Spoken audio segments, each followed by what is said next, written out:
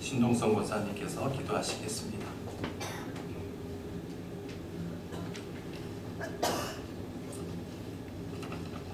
기도하시겠습니다. 살아계신 하나님, 2025년 새해를 맞게 해주시고 첫 수요 예배를 드리게 하심을 감사합니다. 아멘. 지난간 한 해도 잘 마무리하게 하심도 감사합니다. 세상은 어둡고 탁합니다. 그러나 저희는 주님을 향한 열심과 사랑으로 세상 속에서 빛을 비추게 하옵소서. 아멘. 저희들은 사랑하신 하나님께 조건 없이 하나님께 순종하기를 원합니다. 아버지. 우리에게 베푸신 하나님의 은혜가 얼마나 큰지를 기억하며 아버지. 하나님의 말씀의 뜻대로 살아가는 저희들이 되게 하옵소서. 아멘. 주님 하오나 지난 날을 더듬어 볼 때 육신의 생각과 세상에 젖어 살아왔음을 이 시간 회개하고 자복하오니 용서하여 주옵소서. 아멘. 주님, 저희 새강릉교회를 사랑하심을 감사합니다. 아버지. 지역사회에서 구원의 방주의 역할을 하는데 부족함이 없기를 기도합니다. 아멘. 우리 교회가 날마다 살아계신 하나님의 복음을 전하며 선교와 구제의 사명을 감당하게 하옵소서. 아멘. 믿음의 공동체로 모인 저희가 높고 낮음이 없이 사랑으로 합평하며 오직 주만 바라보게 하옵소서. 아멘. 주님, 저희 교회에 마음의 고통과 육신의 질병으로 고통받는 자들 치유해 주시옵고 아버지. 하나님의 사랑으로 가정과 교회를 붙들어 주시길 기도합니다. 아멘. 주님, 또 이렇게 많은 청년들을 저희 교회에 수련회로 모이게 하심을 감사합니다. 아멘. 시작부터 끝나는 시간까지 주님이 함께 하시기를 간절히 바라옵고 기도합니다. 아멘. 이 시간에 많은 은혜 받는 귀한 시간 되게 하옵소서. 아버지. 나라와 민족을 위하여 기도드립니다. 이 나라가 안정되고 하나님의 중심으로 말씀에 따라 질서를 세우는 나라가 되게 하옵소서. 아멘. 국가 지도자들이 하나님을 두려워하고 경외하며 오직 하나님의 지혜와 능력으로 국정을 다스리게 하시고 아버지. 악범들이 철폐되게 하옵소서. 아멘. 이 시간 말씀을 전하시는 목사님께 성령의 충만함을 허락하셔 아버지. 생명의 말씀을 대언하게 하시고 그 말씀이 저희 영혼을 새롭게 하옵소서. 아멘. 주님, 이 시간 주님의 영광이 예배 가운데 충만하시길 간구합니다. 아멘. 저희들의 예배를 기쁘게 받아주시고 주님의 뜻이 온전히 이루어지는 시간이 되게 하옵소서. 아멘. 예수 그리스도 이름으로 기도드립니다. 아멘.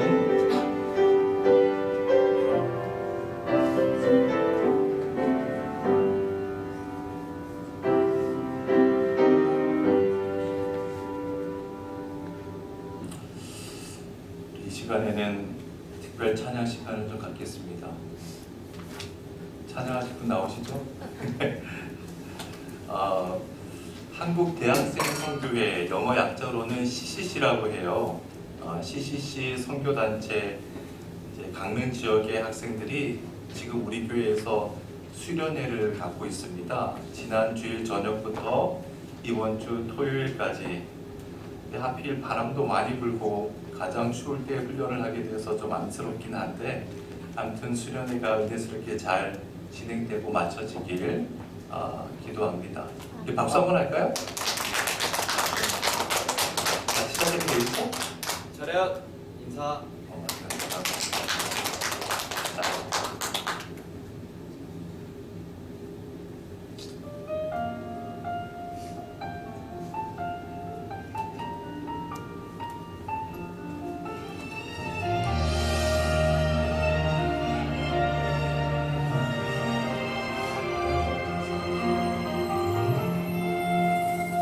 나의 평생에 가장 복된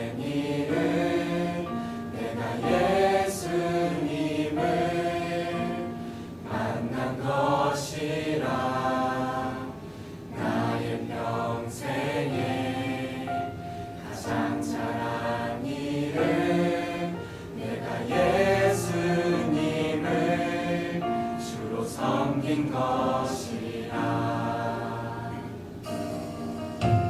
이 세상 살 동안 내가 걷는 길이 때론 험하여서 넘어질 때도 지게 강한 손이 나를 붙드시니 나는 예수님만 주로 섬기며 살리. 나는 주를 섬기는 것에 후회가 없습니다.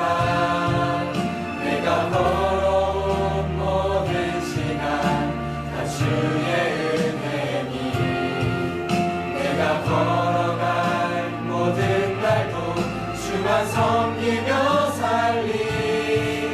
오직 예수 이름 부르며 살아가리라.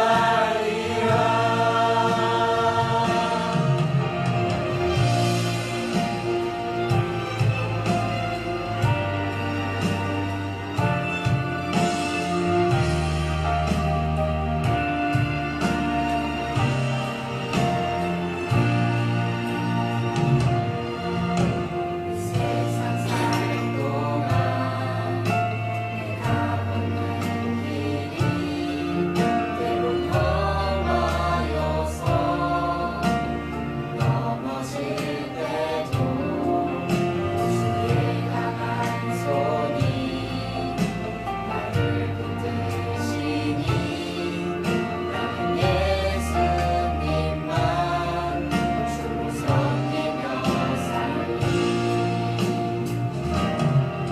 나는 주를 섬기는 것에 후회가 없습니다. 내가 걸어온 모든 시간 다 주의 은혜니 내가 걸어갈 모든 날도 주만 섬기며 살리. 오직 예수 이름 부르며 살아가리라. 이것이 나의 간증이요 이것이 나의 찬송일세. 나 사는 동안 끊임없이 구주를 찬송하리로다.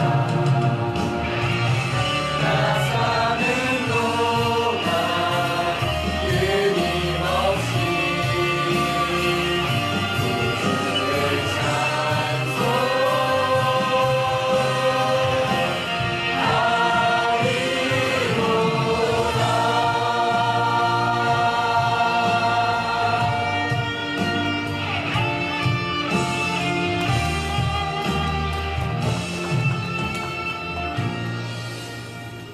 차렷 인사.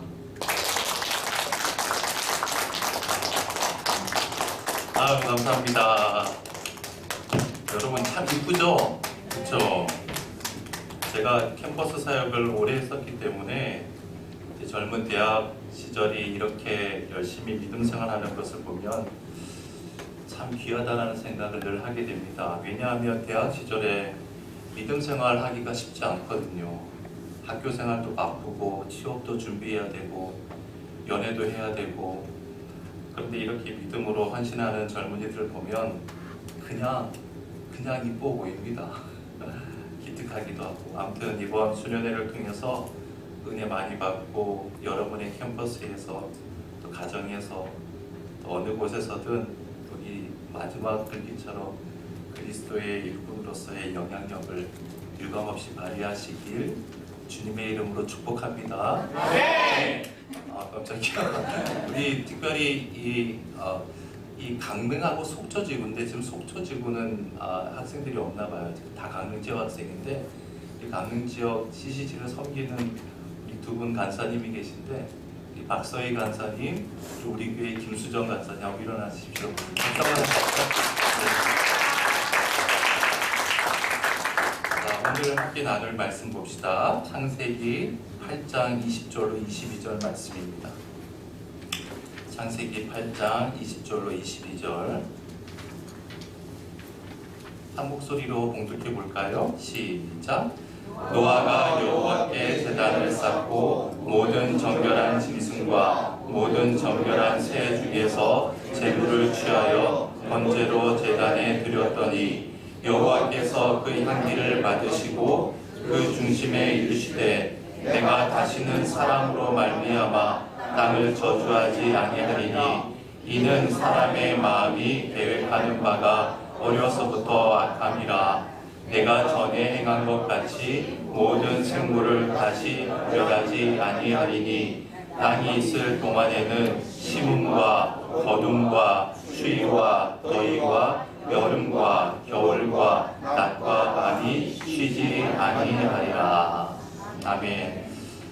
오랜만에 우리 수요 성경 공부를 하게 되었네요. 오늘이 2025년 첫 번째 수요 성경 공부 시간인데 올 한 해도 수요 성경 공부를 통해서 여러분의 심령이 말씀으로 든든해지기를 축복해 드립니다. 우리 3주 전에 나눈 말씀 중에 창세기 8장 18절을 다시 한번 복습해 볼게요. 8장 18절입니다. 읽어볼까요? 시작. 노아가 그 아들들과 그의 아내와 그 며느리들과 함께 나왔고.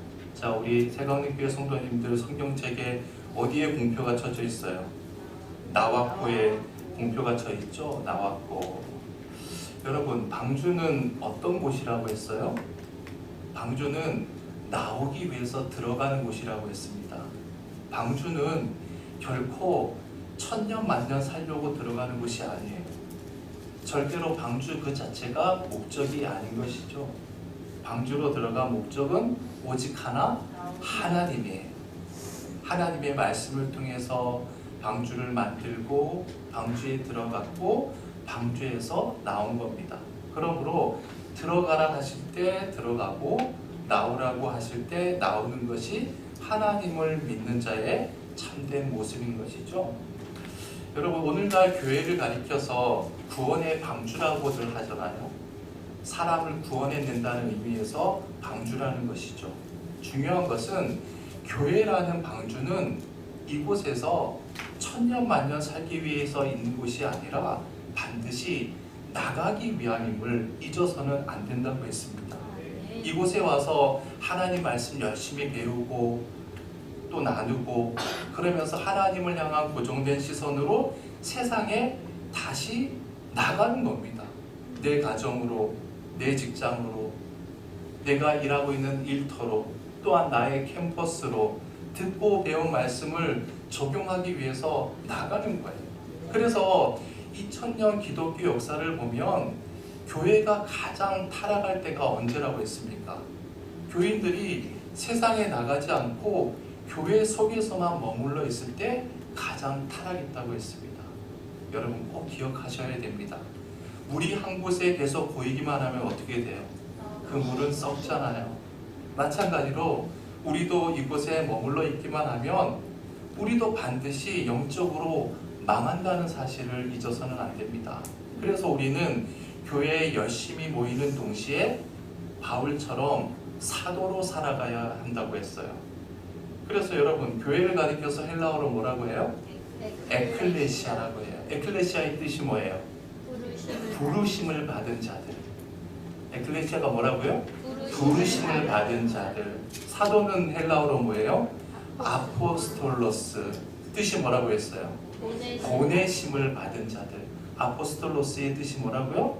보내심을 받은 자들. 그렇습니다. 우리는 부르심을 받은 자들인 동시에 보내심을 받은 자들이라는 거예요. 따라서 교회에 열심히 모여서 예배드리고 말씀 나누고 기도하고 교제해야 됩니다. 그렇게 열심히 모이는 이유는 오직 한 가지, 세상에 나가기 위해서. 세상에 나가서 내 힘으로 힘에 부칠 때가 있어요. 넘어질 때도 있습니다. 그럴 때 다시 교회에 와서 말씀과 기도 속에서 새로운 힘을 입어 또 다시 나가는 겁니다. 이것을 우리는 잊어서는 안 되는 것이죠. 자, 8장 18절 19절 연속으로 읽어봅시다. 시작. 노아가 그 아들들과 그의 아내와 땅 위의 동물 곧 모든 짐승과 모든 기는 것과 모든 새도 그 종류대로 방주에서 나왔더라. 자, 다시 한번 정리해 봅시다. 노아의 식구가 방주에 들어간 시기가 언제였어요? 600년 2월 10일. 그러니까 600년이라는 것은 노아 나이 600년 2월 10일이라고 했죠. 노아의 식구가 방주에서 나온 시기는요, 601년 2월 27일이라고 했습니다. 자, 그러면 우리 CCC 분들 이제 계산되겠죠? 노아의 식구가 방주에 머물렀던 기간은 언제예요? 얼마예요? 1년하고도 17일이죠. 1년 17일 동안 노아의 식구와 또 모든 동물들은 방주에 머물렀습니다. 자, 노아 나이 601년 2월 27일 드디어 방주에서 노아의 식구가 나오고 짐승들도 나오고 새들도 나왔어요. 얼마 만에 나왔다고요? 1년하고도 17일 만에. 자, 그러면 지금 방주에서 나오는 그 상황을 한번 머릿속에 한번 그려봅시다. 여러분, 방주가 아무리 크다고 해도 바깥 세상에 비하면 얼마나 좁은 공간입니까? 그 좁은 공간 안에서 1년 넘게 갇혔다가 나온다면 얼마나 신이 나겠어요. 짐승들은 아마도 경주하듯이 뛰쳐나왔겠죠. 새들은 날개를 쫙 펴고 창공을 향해 높이 날아올랐겠죠. 생각해 보세요. 1년 17일 동안 갇혀 있다가 나왔으니까 얼마나 요란하게 뛰쳐나오고 날아다녔겠습니까? 노아의 식구도 마찬가지겠죠. 방주 속 시끄러운 동물들의 소음과 또한 역겨운 오물 냄새, 그리고 연일 이어지는 중노동으로부터 해방이 된 거예요. 그러면 1년 17일 만에 자유인으로 땅을 밟은 이 노아의 감격이 얼마나 컸겠습니까? 여러분들 같으면 1년 17일 만에 어느 한 곳에 갇혀 있다가 나오시면 무엇을 가장 먼저 할 것 같아요? 뭘 먼저 하겠어요? 저 같으면 오늘 학생들 중에 오늘 뭐 프리한 시간이 있어서 찜질방 갔다 온 학생도 있다고 하는데 저 같아도 샤워 먼저 할 것 같아요. 목욕탕 가야죠.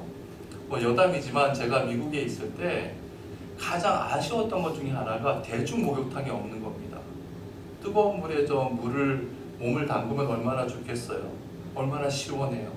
그런데 미국에는 대중 목욕탕이 없어요. 그런데 제가 살던 곳에서 자동차로 한 3시간 정도 거리에 시카고라는 대도시가 있는데 제가 미국에서 거주하는 동안에 한국식 찜질방이 시카고에 오픈을 한 겁니다. 그런데 가격이 만만치 않은 거예요. 그때 당시에 뭐 한국이 한 10,000원이라면 시카고는 한 4만원, 5만원 정도 했던 것 같아요. 얼마나 비싸요. 그런데도 제가 섬기던 교회 식구들, 저희 집사람 할 것 없이 너무 좋아하면서 신명나게 갔던 기억이 납니다. 자, 지금 노아는 1년 17일 동안 제한된 공간에서 살았어요. 그러면 방주에서 나오자마자 좀 씻고 좀 샤워도 하고 자유로운 시간을 가지면 좋잖아요. 그런데 노아가 방주에서 나와서 제일 먼저 한 것이 뭐였는지 봅시다.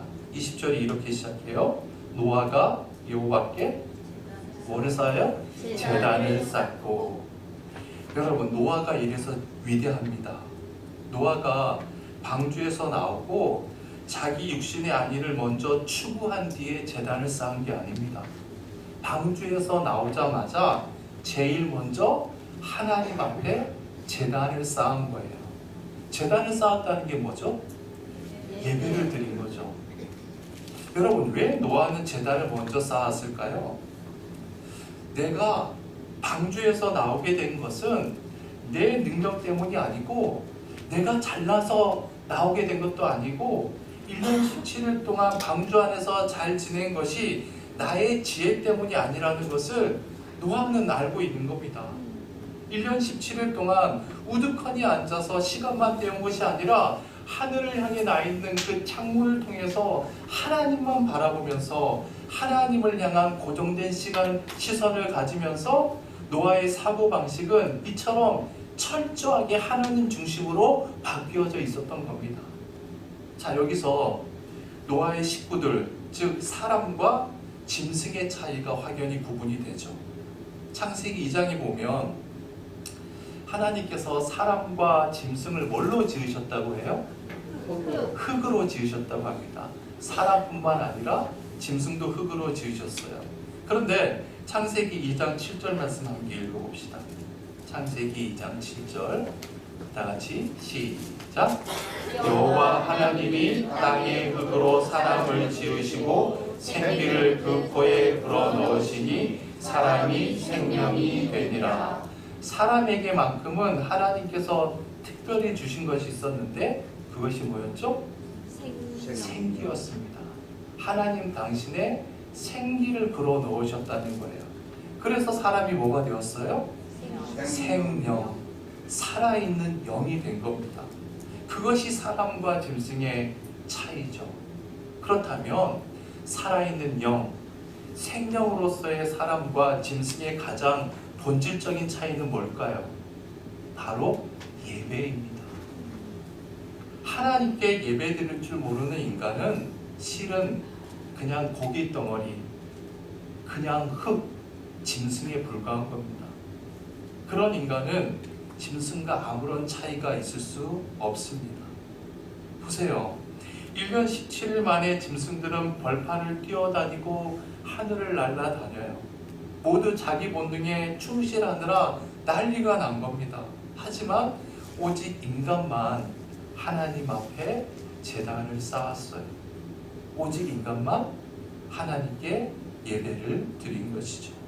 자, 20절 말씀 우리 다 같이 읽어봅시다. 20절 시작. 여호와께 제단을 쌓고 모든 정결한 새 중에서 제물을 취하여 번제로 제단에 드렸더니. 자, 여기에서 말하는 제단은 번제의 제단을 쌓았다는 것이죠. 여러분, 우리도 흔히 제단을 쌓는다는 말을 흔히들 합니다. 그렇죠? 그런데 여기서 제단이라고 하는 말은 히브리 말로 미스베아흐라고 하는데 이 말의 뜻이 참 중요해요. 한번 적어보세요. 미스베아의 뜻은 잡다, 죽이다, 희생시키다라는 뜻을 갖고 있습니다. 잡다, 죽이다, 희생시키다. 미즈베아의 뜻이 뭐라고요? 잡다, 죽이다, 희생시키다. 여러분, 구약 성경을 보면 하나님께 번제를 드릴 때, 제단을 쌓을 때 반드시 희생 제물을 잡잖아요. 즉 짐승을 죽여서 제단에 올려놓는 겁니다. 그러면 짐승을 잡아서 죽인다는 것은 결국 누구를 잡아서 죽인다는 거예요? 실제로는 누구를 잡는 거죠? 나를 잡는 거죠. 나를 죽이는 겁니다. 나를 대신해서 나 대신 하나님께 그 희생 제물을 바치는 것이죠. 따라서 노아가 제단을 쌓았다는 것은 하나님 앞에서 노아 자신이 죽는 것을 의미하죠. 여러분 생각해 보세요. 내가 죽어야만 하나님의 뜻이 나를 통해서 드러날 거 아닙니까? 그렇습니다. 예배는 하나님 앞에서 내가 죽는 겁니다. 예배는 그날 주의 종에 선포되는 그 하나님의 말씀을 통해서 나를 그 말씀에 철저히 죽이는 거예요. 그때 그 예배를 통해 죽었던 나의 자아가 새롭게 생명을 발휘하게 되는 것이죠. 만약 그 말씀 앞에서 여러분이 죽지 않는다면 그 예배는 그냥 1시간 떼어버린 것이 되는 겁니다. 그러면 그렇게 떼어온 예배가 여러분의 삶에 어떤 변화를 줄 수 있겠습니까? 여러분, 기도도 마찬가지죠. 여러분, 왜 기도합니까?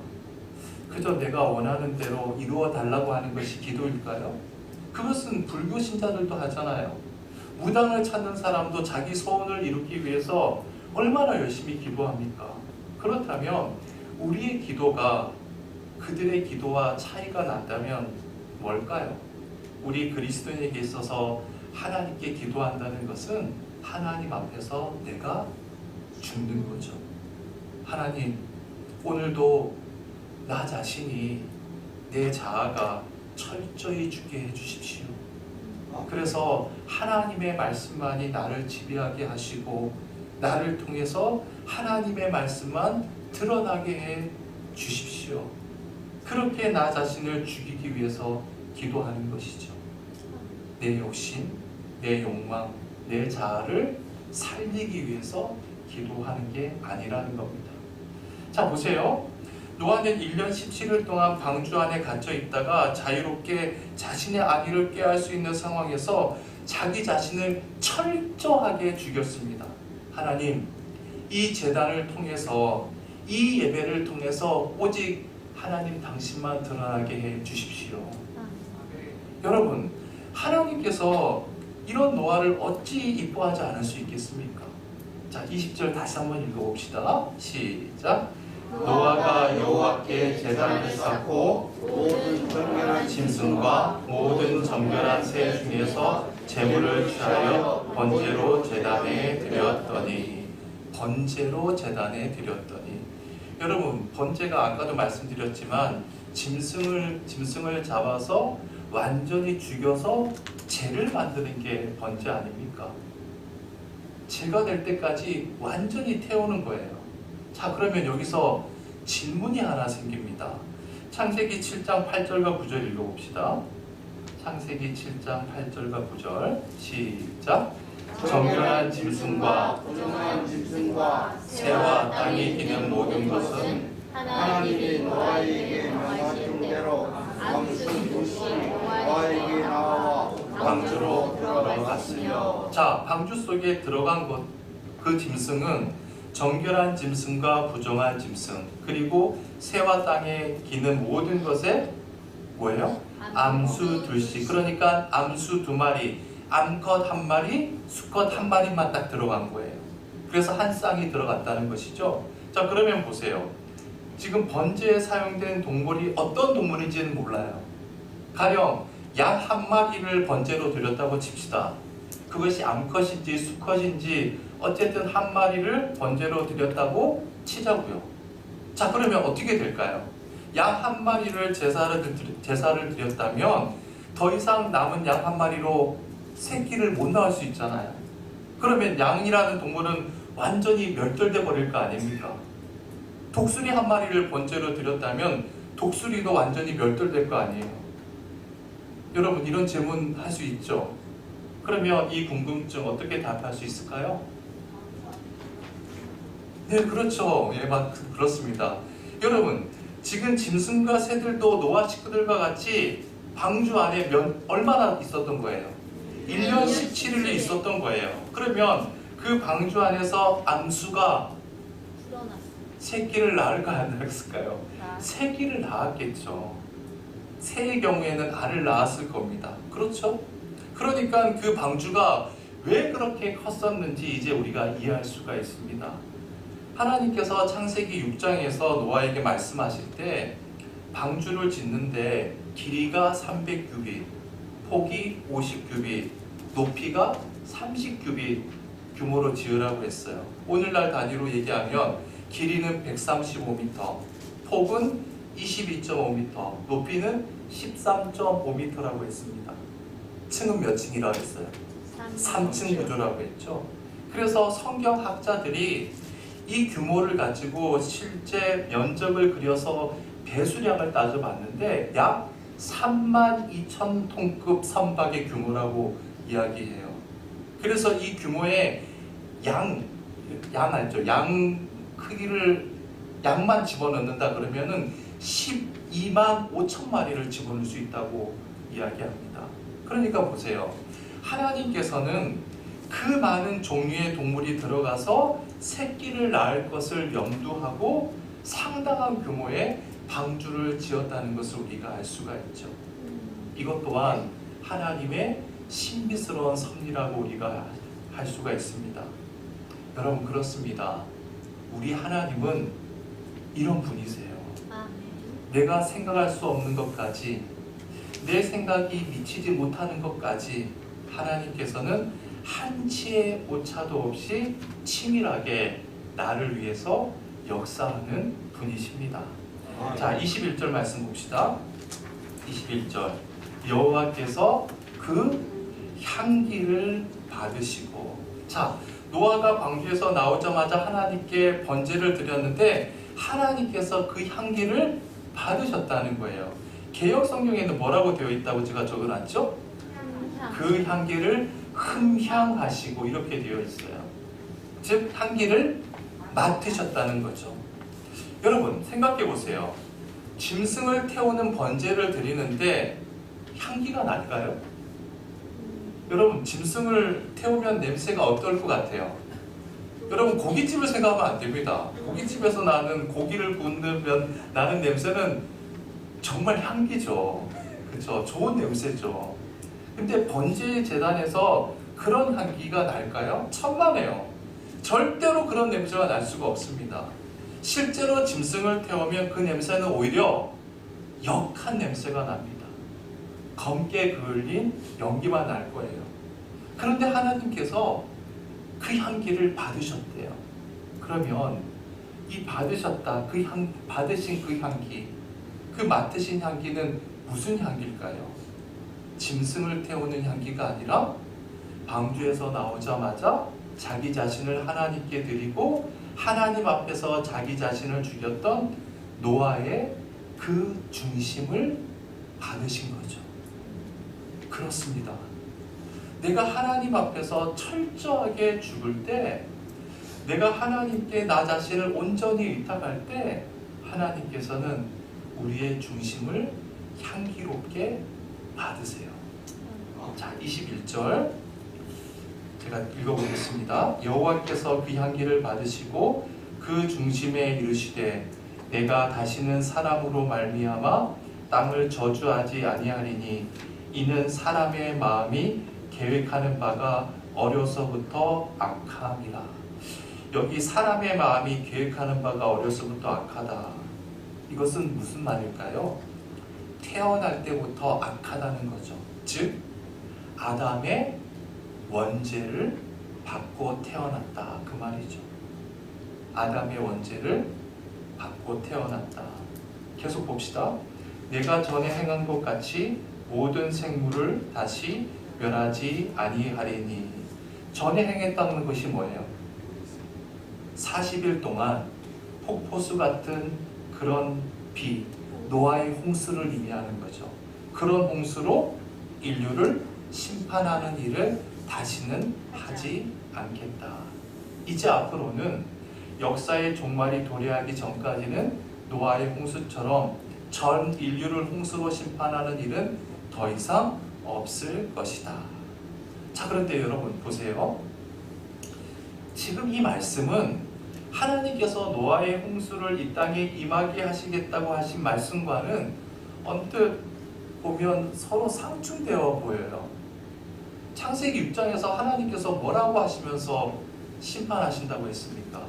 인간의 모든 생각과 계획이 악하기 때문에 모든 것을 다 쓸어버리겠다라고 하셨잖아요. 그런데 이제 지금 뭐라고 말씀하시는 거예요? 태어날 때부터 다 원죄를 안고 태어나기 때문에 내가 다시는 홍수와 같은 심판 내리지 않겠다. 자, 이제 저를 보세요. 하나님께서 악한 인간들을 심판하셨어요. 홍수로 심판한 겁니다. 그것은 하나님의 공의에 의한 심판이죠. 그렇죠? 하나님의 공의에 의한 심판이에요. 그런데 그 중에서 노아의 8식구는 구원을 받았습니다. 그러면 이 노아의 8식구에게는 원죄가 없나요? 원죄가 없기 때문에 심판에서 제외된 겁니까? 아니죠. 그들도 당연히 원죄가 있어요. 노아도 어쩔 수 없이 하나님 앞에서는 죄인일 수밖에 없어요. 그런데 그 죄인을 하나님께서 구원해 주신 겁니다. 그러면 보세요. 하나님의 공의, 즉 하나님의 심판과 하나님의 사랑이 지금 한 자리에서 동시에 이루어진 겁니다. 따라서 하나님의 공의와 하나님의 사랑은 구별되지 않는다는 것을 노아 시대 때 분명히 우리에게 보여주고 있는 것이죠. 중요한 것은 그 노아 시대에는 하나님의 공의가, 즉 하나님의 심판이 더 두드러지게 보인 거예요. 그렇다고 해서 앞으로 하나님의 공의가 나타나지 않을까요? 하나님의 심판은 전혀 없을까요? 그렇지 않습니다. 앞으로도 여전히 하나님은 공의의 하나님이기 때문에 잘못하면 심판을 하세요. 그러나 또한 하나님은 어떤 하나님이죠? 사랑의 하나님이세요. 따라서 앞으로는 하나님의 그 사랑이 더 두드러지게 보이게 해 주실 것이다 라는 그 말씀이죠. 그래서 보세요. 이 이후로 하나님께서는 노아 가족만 구원하신 것에서 더 많은 사람을 구원해 주시잖아요. 그렇죠? 그뿐만이 아닙니다. 예수 그리스도의 십자가 사건을 통해서 하나님의 사랑이 극대화되면서 우리 같은, 저와 여러분 같은 죄인마저도 구원받을 수 있게 된 거잖아요. 이게 하나님의 사랑 아닙니까? 여러분, 만약 오늘날 노아 시대 때처럼 하나님의 사랑보다 하나님의 공의를 더 계속해서 행하신다면 저와 여러분이 과연 하나님의 구원에 속해 있을 수 있을까요? 저는 제외될 것 같아요. 저 같으면. 그러니까 보세요. 오늘날 노아 같은 사람만 구원받는다 라고 생각해 보세요. 과연 몇 명이나 구원받을 수 있겠습니까? 따라서 사랑의 하나님께서 더 큰 사랑을 베풀어 주심으로 인해서 우리가 이 자리에 있을 수 있게 된 것이죠. 여러분, 이것을 우리가 무엇이라고 한마디로 표현할 수 있을까요? 이것은 바로 하나님의 은혜죠. 그렇죠? 이 모든 것이 은혜입니다. 자, 22절 말씀 봅시다. 22절 같이 읽어볼까요? 시작. 땅이 있을 동안에는 심음과 거둠과 추위와 더위와 여름과 겨울과 낮과 밤이 쉬지 아니하리라. 자, 여기서 땅이 있을 동안에는, 이 말은 바꿔 말하면 인간의 역사가 계속되는 동안에는, 인간의 역사가 계속되는 동안에는, 이런 말이에요. 인간의 역사가 계속되는 동안에는 지금 우리가 사는 지금도 마찬가지죠.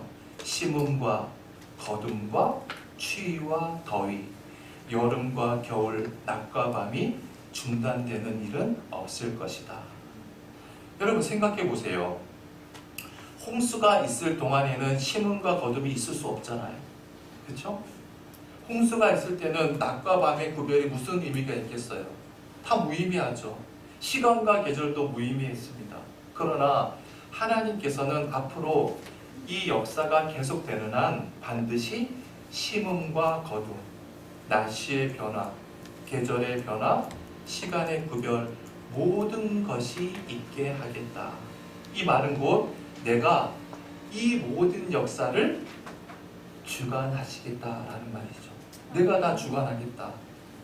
그래서 여러분, 2차 세계대전 때 히틀러라고 하는 한 미치광이 정치인이 권력을 잡고 온 세계를 전쟁의 도가니 속에 몰아넣어도 역사가 중단되었나요? 중단되지 않았습니다. 즉 어떠한 인간도 인간의 역사를 중단시킬 수 없다는 거예요. 왜? 역사의 주관자는 누구시기 때문에? 하나님이시기 때문에. 그렇다면 이 이야기는 바로 내가 하나님을 향해 있는 한 하나님께서는 반드시 나의 역사를 책임지신다는 겁니다. 나에 대한 하나님의 섭리를 중단시키지 않으신다는 것이죠. 따라서 우리는 그 하나님을 믿음으로 하나님의 말씀 속에서 매일매일을 믿음으로 살아갈 수 있는 것입니다. 자, 이제 말씀을 한번 정리해 봅시다. 자, 노아는 이제 명실공히 인류의 두 번째 시조가 된 겁니다. 새 역사를 살게 되었어요. 새 미래를 살게 된 겁니다. 그런데 여러분, 이러한 새 역사가 노아에게 저절로 주어진 겁니까? 아닙니다. 이 모든 것은 하나님의 말씀대로 산 결과였습니다. 방주를 만들어라. 이제 곧 심판으로 모든 것을 쓸어버릴 것이다. 그 말씀을 노아가 믿었습니다. 믿음으로 다 수용한 거예요. 그리고 매일매일 하나님의 말씀에 순종했기 때문입니다. 그렇다면 노아에게 있어서 미래는 바로 하나님이었음을 우리가 알 수가 있죠. 하나님만이 노아의 미래였던 겁니다. 그 결과 하나님께서 주시는 새로운 미래가 노아에게 이루어지게 된 것이죠. 또한 노아가 살아가는 매일매일이 새날, 새해가 된 것입니다. 사랑하는 여러분, 올 2025년 한 해도 노아처럼 하나님 그분만을 우리의 미래로 삼으시길 주님의 이름으로 축원해 드립니다. 노아처럼 하나님의 말씀에 우리의 삶을 맡기십시다. 그때 2025년 한 해는 우리 모두에게 진정한 새해가 되리라 믿습니다. 기도하겠습니다. 좋으신 하나님, 노아 가족이 방주에서 나옴으로 새 역사가 시작되었습니다. 그리고 노아는 두 번째 인류의 시조가 되었습니다. 그러나 하나님, 그것은 우연히 된 일도 아니고 저절로 되어진 일도 아니었습니다. 노아가 오직 하나님을 자신의 미래로 삼고 하루하루를 하나님의 말씀대로 산 결과였습니다. 하나님, 2025년 첫 수요 성경 공부 시간 본문 말씀을 우리의 심령 속에 새겨주시니 진심으로 감사드립니다. 소망하기는 올 한 해도 하나님의 말씀에 우리의 삶을 철저히 의탁할 수 있도록 은총을 베풀어 주옵소서. 그리하여 우리의 2025년이 정령 새해가 되게 도와주시고 우리의 삶을 통해 하나님의 새 역사가 날마다 펼쳐지게 역사하여 주옵소서. 모든 은혜 감사드리며 예수님의 이름으로 기도드립니다. 아멘.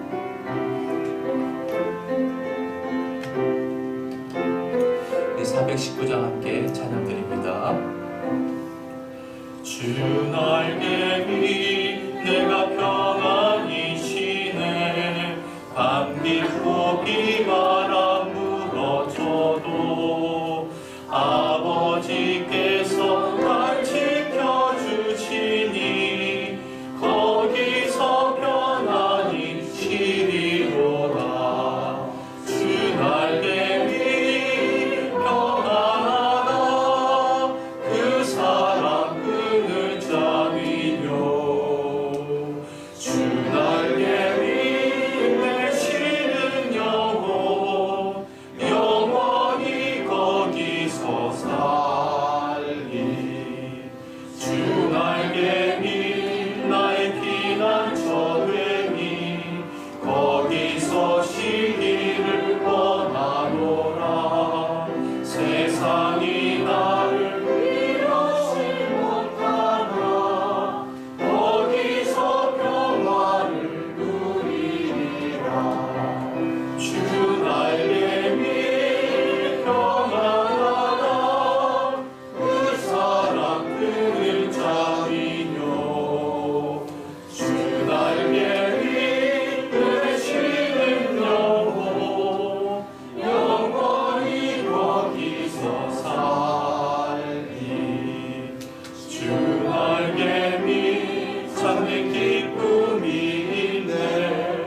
고달픈 세상 길 가는 동안 나 거기 숨어 올모심을 받고 영원한 안식을 얻으리라. 주 날개 위 평안하다. 그 사랑 끈을 잡이뇨. 주 날개 위 내 쉬는 영혼 영원히 거기서 살리. 자, 한 가지 광고 드릴게요. 오늘 밤부터 날씨가 좀 예사롭지 않을 것 같습니다. 영하 한 10도까지 떨어진다는 예보를 봤는데, 그래서 이 새벽 기도를 주말 토요일까지 좀 쉬도록 하겠습니다. 그리고 우리 학생들 남자 숙소가 지금 어린이방으로 되어 있는데 추워서 아마 내일부터는 좀 어려울 것 같아요. 그래서 기도실로 잠재를 좀 옮기도록 하겠습니다. 자, 어쨌든 우리 수련회가 잘 마쳐지길 위해서 여러분 기도해 주시면 고맙겠습니다. 우리 다 함께 주님의 기도로 예배를 피하겠습니다. 하늘에 계신 우리 아버지여, 이름이 거룩히 여김을 받으시오며 나라의 임하옵시며 뜻이 하늘에서 이룬 것 같이 땅에서도 이루어지이다. 오늘날 우리에게 일용할 양식을 주옵시고 우리가 우리에게 죄 지은 자를 사하여 준 것 같이 우리 죄를 사하여 주옵시고 우리를 시험에 들게 하지 마옵시고 다만 악에서 구하옵소서. 대개 나라와 권세와 영광이 아버지께 영원히 있사옵나이다. 아멘.